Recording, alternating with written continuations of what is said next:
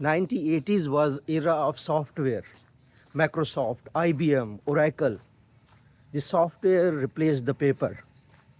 Now in 2026 onward, software is being replaced by AI. Last month I cancelled my many subscriptions.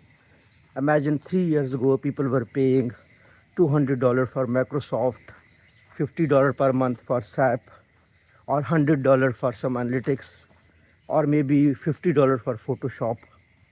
Now companies are no more paying to these software, rather they prefer to pay one AI, because one AI company is performing all these tasks, generating images, creating text, doing work of Excel. Software is not changing, software is not disappearing, but AI is replacing the software. Imagine the companies such as OpenAI, Perplexity, Anthropic, all these companies are becoming necessity of the people. The question is arising, the subscriptions of software companies are decreasing. What has changed? Whenever a technology changed, for instance, first people had mainframe, then personal computers, then they had the laptops, after that the mobile phones came, and now AI era. Every company is changing. Those companies that will follow the AI will definitely survive, will do better things. Those which will not change themselves, which will remain as a software and ask for installation, definitely they will not survive.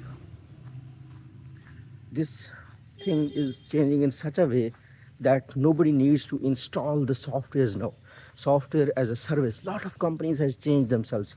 For instance, the Salesforce has changed itself, the Microsoft is changing itself, and eventually they are becoming part of the AI race. And those companies which needs installation, for instance, SAP, Adobe, IBM, they have reported $1 million losses in their current, what they call it, in current quarter.